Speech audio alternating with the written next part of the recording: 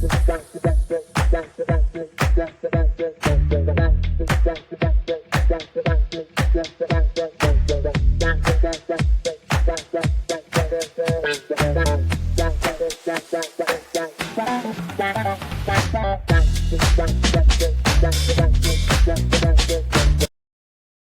right, welcome back to Net Dinette Podcast. I'm your host, Sam Kelty. This is College Football Edition. Wild Chaos Week in Week 2, and we're only 2 weeks in. What a great week for college football to be back. First, probably talk about the number one story is Cameron Woodhill, 35-yard field goal with 31 seconds left to play, blocked by Cade Herberman, 62-yard with time expiring with Northern Illinois stunning the number 5 Notre Dame team, 16-14. We're talking about a number 5 team in the country who hasn't thrown a touchdown all season. They have a new quarterback in Riley Leonard coming over from Duke. Hasn't thrown a touchdown pass this entire game. They got a great, impressive win in week 1 against the number 20 Texas A&M, then number 20 Texas A&M. They go in. They are the huge favorite to win. Like a plus 25 going into the day, and they're stunned. Riley Leonard struggled today. He went 20 of 32 for only 163 yards, 2 interceptions. But they struggled. Notre Dame just couldn't get into a rhythm. We thought this was going to be a blowout, but Marcus Freeman couldn't dial it up. Leonard struggled against a decently good Northern Illinois defense, which had his number every time. If you watch the game, they had a quarterback spy, pretty much watching everything he did. They couldn't get anything going, couldn't hit his receivers on the right routes. He was struggling. Also, this offensive line, when you're replacing half your offensive line with 2 true freshman tackles to replace the 2 you lost going to the NFL and Joe Alt, their biggest loss, it's going to take some time, and Notre Dame struggled. We saw it last week against a very good Texas A&M defense and Shamar Turner, Nicholas Shapton. Northern Illinois had their way with Notre Dame's offensive line, which struggled at fault, but this is a huge loss for Notre Dame, and I think that's probably one of the biggest takeaways. I think one of the biggest upsets of the day, and then you have the likes of Illinois upsetting Kansas with Jalen Daniels throwing a pick at the end of the game on their last play of the drive, which is a huge upset. But that are the 2 biggest upsets of this week, and man, what a great week. Starting off, we have to talk about Ohio State winning 56-0 against Western Michigan. They were dialing on all cylinders. You talk about the amount of weapons you have. Quentin Judkis, 9 carries, 108 yards, 2 touchdowns. Travion Henderson, 66 yards, 2 touchdowns. Will Howard was dialing up. Yes, he only had 1 touchdown, but he threw for 292 yards, and he looked great. Julian Sains came in through his first collegiate touchdown since transferring to Bama. Talk about the weapons. Jeremiah Smith, Emeka Mbuka, Carnell Tate, Quinshon Judkis, Travion Henderson. You have so much weapons on that team. And then on the defense, Caleb Downs, Ty Hamilton, Sony Styles, Cody Simons, Jordan Hancock. You have so many good weapons. CJ Hicks. And then, yes, you lose at Denzel Burke with a targeting call. A lot of targeting calls happened this week. Denzel Burke is now suspended for the first half of next week's game, which it's against Marshall, or in 2 weeks against Marshall, which it's Marshall. You should go in and single-handedly handle them with this team, but you still have Jack Sawyer, JT Tuimalu, CJ Hicks, who I mentioned, Cody Simons. You have so many weapons that you can use at your arsenal. On the defense side, that it's not even going to matter. You have Jeremiah Matthew Jr., who can slot right in. You have a Avil Reese. You have Jordan Hancock. You have Sonic Styles. You have Latham Ransom, who can slot in there if needed. They're fine. But Will Howard, What a pickup in the transfer portal, losing his start spot to Avery Johnson at K-State, and then coming over and just dialing up for the Ohio State Buckeyes. I think we all knew he was going to be the starter. And if we all didn't, well, I don't know what you were thinking. You don't bring in a quarterback like this not to start. But Will Howard looked pretty dang good. Now, talk about biggest game of the week. Texas going to Ann Arbor and beating Michigan, the defending national champions. Michigan has struggled the last 2 games against Fresno State and against Texas, which we talk about. Quinn Ewers, former Ohio State Buckeye, had the chip on his shoulder going up to the team up north. 24-36, 246, 3 touchdowns. He played great. Ryan Wingo played a great game. Jaden Blue got injured early, so we didn't really see much of him, but they really didn't need him. They had Jedrick Gibson that got the touchdown, who got most of the carries. They had Isaiah Bond, Gunnar Helms, Matthew Golden. Quinn Ewers were dialing. He could have had 4 touchdowns, but 1 got called back due to holding. But Texas looks like the real deal. Now, going to the Michigan side, Donovan Edwards struggled again as the lead man in the running game. We saw when it was like Corum and Hassan Riddick and like Corum and Donovan Edwards. It's a tandem. Right now, Donovan's the main man, and can he be that lead man? It is hard to see because he's struggled the last 2 games. Then Davis Warren, 1 interception, 2 interceptions, 1 touchdown. He struggled. Was making Davis Warren the starter the correct decision? Should they have gone with Alex Orji? Sharon Moore has to pick a starting quarterback. It looks like it's Davis Warren, but then when you have both him and Alex Orji taking first-team snaps at camp and in practice, it gives mixed signals to your rest of the team to say, who are we going with? Why is he coming out now? Why is he coming? You have to commit someone, and I don't think they've really committed anyone. They also don't have the weapons like they used to. Roman Wilson was their outlet. Gone. They only have Colston Loveland. It's a different team. The offense, they lost 12 starters on both offense and defense. So you replace 4 of the 5 offensive line from last year. You replace your running back. You replace your receiver. You replace your quarterback. You replace pretty much your entire defense. You bring in Wink Martindale, because you lost Jesse Mittner. You lost John Harbaugh. Michigan will struggle. That's why in my preseason rankings I had them at 7, because with the losses I would have had them farther back because of those losses they lost. But since they were the defending national champions, they kind of had to be in the top 10. And now they're struggling. Another loss takes them out of the college football playoffs. And they got some tests. They still got Penn State on the schedule. They still got Oregon. They still got Ohio State. They still got Michigan State. They got to pick it up if they want to still be in the conversation for the college football playoffs. Speaking of a team that's not making college football playoffs, Florida State. Florida State lost to Boston College.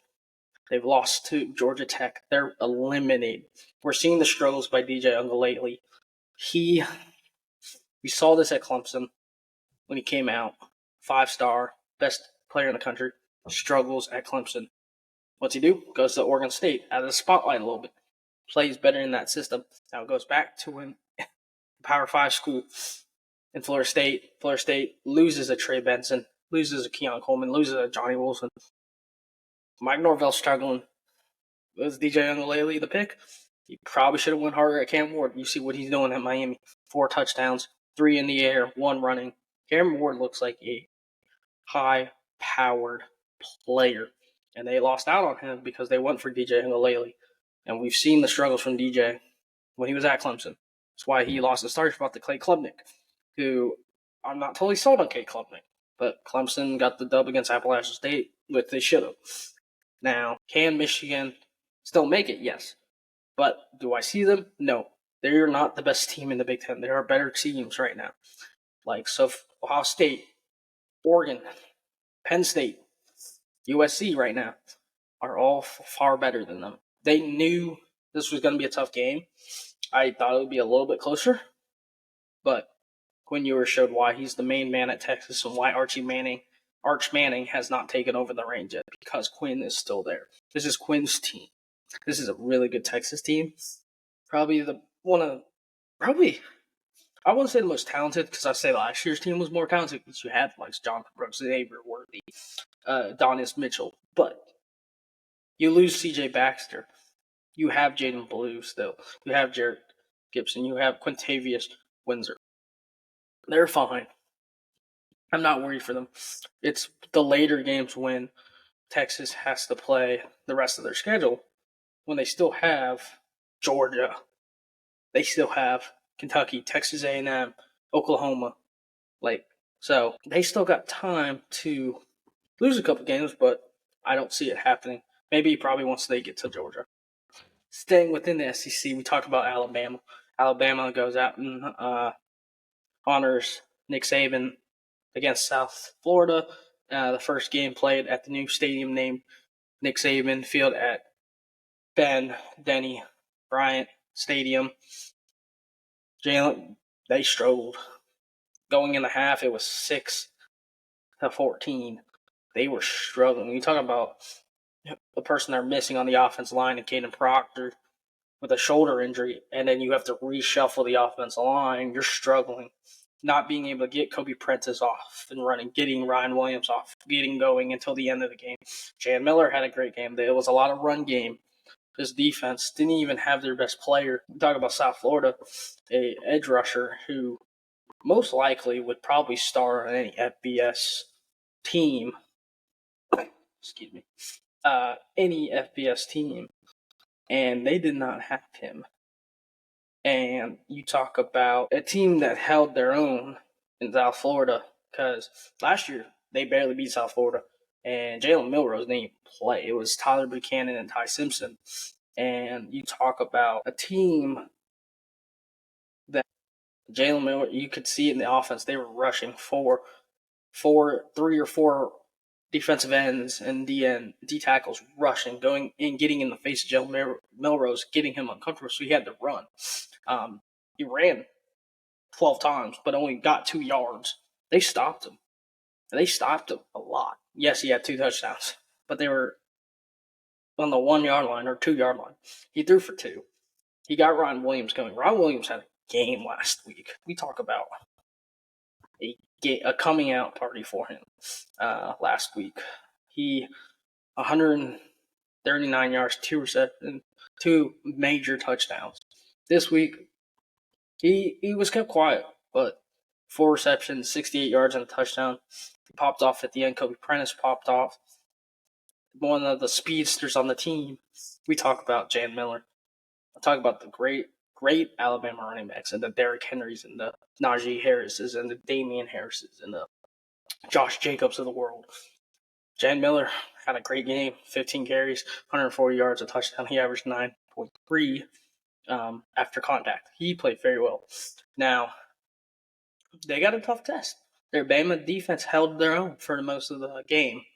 That's why it was close, because they weren't letting South Florida score, because the defense was playing very well. They were big bodies up front, and the likes of LT Overton and Damian Payne Jr. and Tim Smith and Justin Jefferson had a game. He was all over the field until that targeting call, which now it's a big loss as an edge rusher. Their linebacker, who's playing a lot of that rush end, is now suspended for the first half of the Wisconsin game next week, which is big. That's big. You're going to Wisconsin without one of your main defensive players. How is Bama going to get pressure to the quarterback?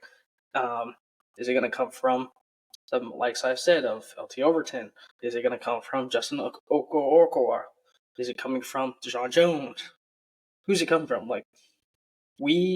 Or is it Jahad Campbell? Who knows where this pressure is going to come from? But Bama has some work to do. Kalen DeBoer, great coach. You need Caden Proctor. He is that blind side, that left tackle that will protect Milroe. And we saw that last week when Bama played. They really missed him in this game. Another game talking about switching over to the Big Ten. Penn State. Penn State had a tough game. Bowling Green pushed them to the edge. Nicholas Singleton and Katron Allen 1-2 punch got the job done. Drew Aller looks a lot better in this new system with bringing the OC over from Kansas, that air raid offense, to Penn State. They also have the weapons this year. They have Tyler Warren. They have Julian Fleming, who we didn't see much of. Omari Evans, Khalil Dinks. You have a great weapons now on the offense. But yes, your defense. You probably lose Chop Robinson. You lose Adisa Isaac. You still have Abdul Carter, who I think is really good. Can he sustain the getting pressure to the quarterback? Can he be that next edge rusher that Penn State needs? You see a lot of these Penn State pass rushers that do a lot in the NFL, but they do it in college, and they're a force of havoc in college. Can Abdul sustain that for the entire season? He's always relied on others like an Adisa Isaac and a Chomp Robinson. But Drew Aller fits into his own too. Drew Aller, 13 of 22, 204 yards, 2 touchdowns, 1 interception. He did struggle at first throughout most of the game. Kind of fell into his own in the second half. They get the dub at the end of the game from a Nicholas Singleton run at the end of the game, which is phenomenal. Georgia this week goes out. Carson Beck throws 5 touchdowns. Probably the best quarterback in the country. Talk about a Baylor-Utah Big 12 matchup. Cameron Rising goes down in the second half. They don't score a single point in the second half once he goes down. That's not good for Utah. Cameron Rising looked good last week. He has that injury history. Can he be able to bounce back from this injury? Because we've seen what he can do when healthy. It's just, can he stay healthy for the course of the season? But yeah, another tough game for Utah. Not getting any points on the board. Throwing in Isaac Wilson, the brother of Zach Wilson. Struggled a little bit. Only threw for 30 yards. It was mostly relying on Micah Bernard, running back, pretty much taking care of it, because when you bring in a true freshman, the playbook shrinks completely. When you have a true veteran like Cameron Rising, when you can open the playbook to so many opportunities with a true freshman, it shrinks. So, Utah, they're still my favorite to win the Big 12. K-State is up there. They had a great game this week. Avery Johnson got the job done against Tulane, a good Tulane team, as well as Oklahoma State in a shootout against Arkansas. Double OT, get the job done against a really good Arkansas who could be around. They got Bobby Paterno back as the OC, so see a lot good from them.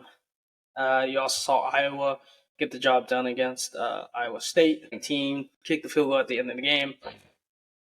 Cade McNamara, a struggle again. Another struggling game, 2 interceptions, 0 touchdowns, only 99 yards. He really struggled. They really relied on the run game from Caleb Johnson. And, the defense. It was a lot of defensive game from that team. Switching over to later games, talk about Nico Iamaleava. 2 touchdowns, 211 yards. Yes, he had 2 interceptions, but he got the job done against a good NC State Wolfpack defense. He's the real thing. He is a dual threat quarterback. He can run, he can throw. He's a big body. He has an arm. I like Nick, though. He is a very good quarterback. Tennessee could have a run in the SEC if everything holds out, but I just think there's a lot of really good teams in the SEC. You got Oklahoma, Ole Miss, Missouri, Georgia, Bama, Texas, just to name a few. And then you still have like Texas A&M, LSU, Florida, Kentucky still there. James Pierce, quiet game from him. Quiet game. NC State held up with a lot of what James Pierce and that defense was throwing at him. At Grayson McCall. Grayson McCall did struggle a little bit as well. Did not look great. He looked uncomfortable. They were getting to him. But from the other defense players, yes, like I said, James Pierce was kept quiet, but you still had Akia and Philly. You still have Brian Eason, Jacob Thomas, Arian Carter. Big boys up front. The front 7 held to their own and got some pressure to Grayson, who we saw very good from Coastal Carolina last year, and goes to NC State and kind of struggles in this game. But But Tennessee, wow, they're going to be a dark horse in this 12-team playoff if they make it. Switching over to Nebraska, Colorado game. Wow. Dylan Raiola is the real deal. 2-0, Matt Rule. Get the job done against Colorado. Wowzer. We talk about getting to the quarterback. They got to Shador, I believe, 5 times, and he gets benched at the end of the game because that Nebraska team, it's 28-3 or 28-0 going in the half. Man, you talk about a good rivalry, an older rivalry from back then, and Nebraska got to them.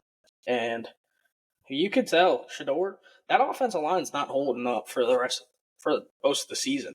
It's gonna be the same Colorado team we saw last year. They have the weapons. They have all the skill players. They got Travis Hunter. They got Shador Sanders. They got Dalen Hayden from Ohio State transfer. But can that O-line hold? And we saw Shador was sacked 4 times in the first half alone. And he struggled. So how can we, and the hype is with this team because of Travis Hunter playing every snap on offense and defense with Shador Sanders at the helm. They're going to struggle. And you can't win a football game with 2 players. It's a team game. It's a team collective. And they have to, it's just a flash. It's just what happens. There's silly mistakes by Shador. Trying to force stuff to Travis. Trying to force stuff to Jimmy Horn. Not going through your progressions. Not reading the defense. Not reading what your options are. And holding the ball too long. He held the ball way too long in certain situations that let him get sacked. Let him just throw the ball away. That's all you have to do. In those situations, when you're getting that much pressure and that much in your face, and you don't want to force that pick six that happened in the first half, throw the ball away. Throw the ball at the ground. Don't try to be too flashy, is what I'm saying. And that's what Colorado is. It's all flash with no substance. So, can they do better? Yes. Is it going to take time? Yes. Do they have the time? No. Because after this year, Shador's gone. Travis is gone. Shiloh's gone. Dalen's gone. Jimmy Horn's gone. A lot of those guys are gone. So then Deion's going to have to show really what he can do. And people are saying Shador Sanders going into the season is the best quarterback in the country. No, he's not. He might be the most overrated quarterback because of his name. Carson Beck's better. Will Howard's better. Dylan Gabriel's better. Jalen Milrose is better. Quinn Ewers is way better. So Jackson Dart out of Ole Miss is better. I would honestly take Cam Ward. You also have Miller Moss, who is up there. Nico Iamama Leva is better. There's so many better quarterbacks I would take over Shador because you could probably put these quarterbacks in that system and they would be great. You put Shador in their other system, not going to be great. He's going to struggle.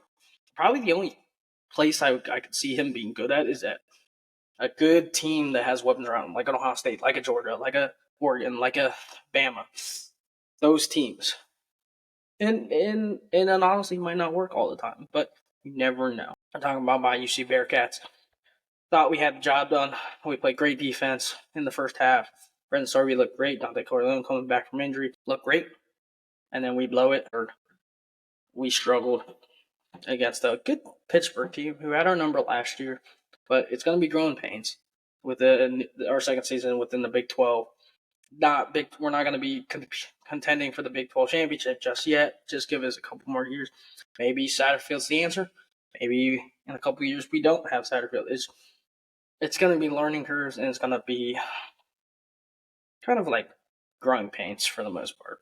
And then to the later game, to the other game, other game, Oregon, Boise, number 17, 0-3 against Boise the last time they lost to Boise, 2017. Last home loss to a non-conference, 2008, against Boise. Oregon has the longest active streak in the college football field with non-conference wins at 33. Michigan was number 4. They lost, but 33 was the magic number. Dylan Gabriel, 18 of 21, 243 yards, 2 touchdowns. But the main talking point is the offensive line. We have replaced Jackson Powers. We have replaced Alavalova. We have replaced a decent amount of our offensive line. They struggled. 4 sacks to Dylan Gabriel. We let 19 sacks all season last year. I think it was like our 5th game before Bo Nix went down in a sack. It just shows that our offensive line is inexperienced, and it's going to take time. Jordan James showed he's a great replacement for Buggy Irving. No Whittingham, we finally got him back to peak performance. 100-yard kickoff return and an 89 punt return from Tez Johnson. The explosive play is back. We saw Evan Stewart, 112 yards. He broke over 100 yards within the first quarter. It might not have been first quarter, but the first half.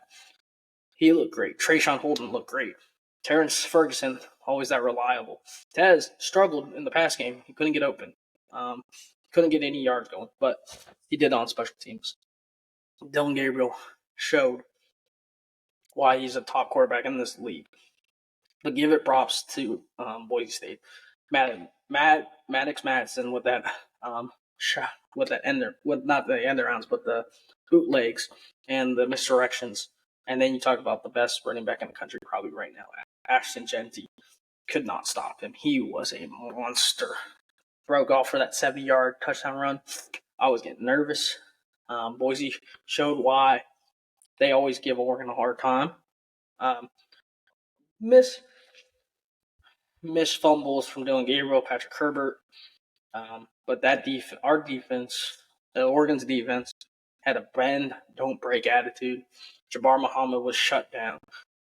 Tyshim Johnson played very well for not playing last week. Kobe Savage was a general. And we talk about Jordan Birch, that man on the defensive line, who was going to replace Brandon Dorless. Jordan Birch has shown why we got him from South Carolina last year. And the leader on that defense, the man that has the mic, the green dot, getting those defensive calls, Jeffrey Bassa. Jeffrey Bassa is a beast. I don't know if you guys saw, but if you watched last week's game against Idaho, Jeffrey Bassa comes out. The middle of the field is wide open. They're trying to do it by committee. If it's a Bryce Borcher or if it's a Devin Jackson, not really that middle linebacker, that Mike linebacker who can call the plays, who can be that quarterback on the defense like Bassa can. And we haven't had that since Noah Sewell left. But great win, but a lot of learning curves, especially going forwards when we have to go against a Michigan or Ohio State or USC teams, or teams we play in the playoffs, if it's a Georgia or Alabama. We have a lot to do, a lot to show. And I think the turning point was when Alexander Tuberner goes and gets that targeting call. He was their green dot guy calling the plays on the defense side. He goes down with the targeting, gets ejected. That's the turning point. People were saying the turning point was Tez Johnson's 89-yard punt return or Noah Whittingham's 100-yard kickoff return. No, I think it's before that because the momentum swings in our favor. And with that bend don't break attitude, Oregon gets the job done, but they're not done yet. Will they stay at 7? Yes. I don't think they'll move up after this 3-point win. Another close win. But they have work to do. So, those are from the big games this week, what I saw watching all the games, or most of them. Now we talk about going into week 3. Some teams are off, like Ohio State. They don't play until week 4. They have a bye. Mm-hmm. Look, the previewing games, Bama, Wisconsin, that's where College Game Day will be. That'll be a good game at 12 o'clock, as well as an LSU at South Carolina at 12. Should be off a decent game. Can Florida State bounce back against Memphis starting 0-2? They're pretty much done for the playoffs, but can they finish the season strong? My Cincinnati Bearcats take on Miami, Ohio. Last year, Miami, Ohio beat Cincinnati in overtime. Can they get the revenge at Miami? And then we have Notre Dame Purdue later on at 3:30, as well as the Silver War rivalry, Oregon versus Oregon State. That renewed rivalry should be a great game at 3:30. It is at Oregon State this year, not at the Aztune. Later on, you have the Utes versus Utah State in state rivalry, as well as Pittsburgh versus West Virginia. That should be also a good game. And you have UW Washington versus Washington State. I like Washington going into this game against UW. And then the later games you have at 7:30, Georgia, Kentucky. Should be a good game. And Carson Beck having a phenomenal start to the season, 5 touchdowns last game. Just yesterday, he looked very good. Heisman favorites right now has to be Carson Beck and Ashton Jeanty. Ashton Jeanty, we talk about him from Boise State. Went 9 touchdowns running through 2 weeks. He leads the NCAA right now with 459 yards. He looks great. Jackson Dart leads the league in passing. I think he's a very underrated quarterback. And then big shout out to Syracuse and Kyle McCord.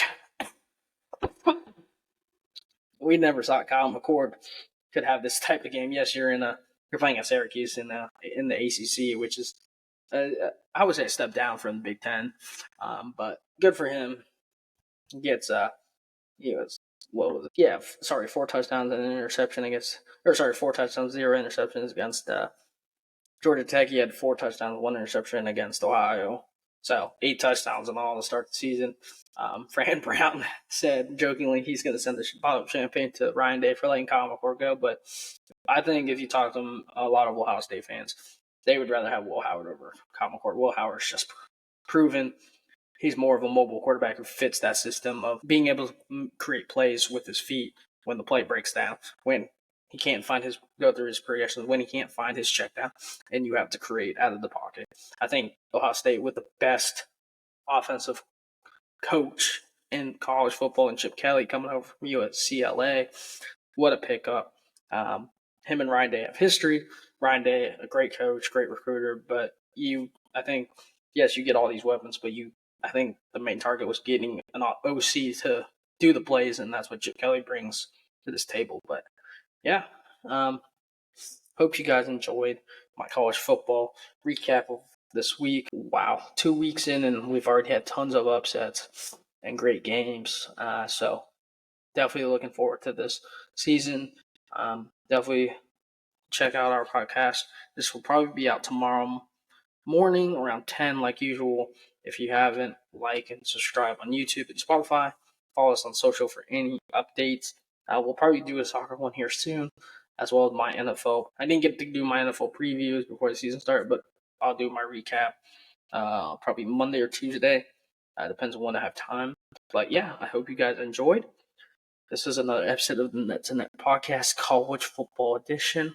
I'd love to hear and like and comment about who you think was the best performer from this week. Who is your dark horse going into this college football team playoffs? And let me know in the comments who you think the best team in the country is. I think it's still Georgia, but Ohio State and Texas are really pushing that to be maybe that number one, because Georgia hasn't played anyone great yet, other than Clemson, but we saw how that went. But yeah, hope you guys enjoyed. See you guys soon. Peace.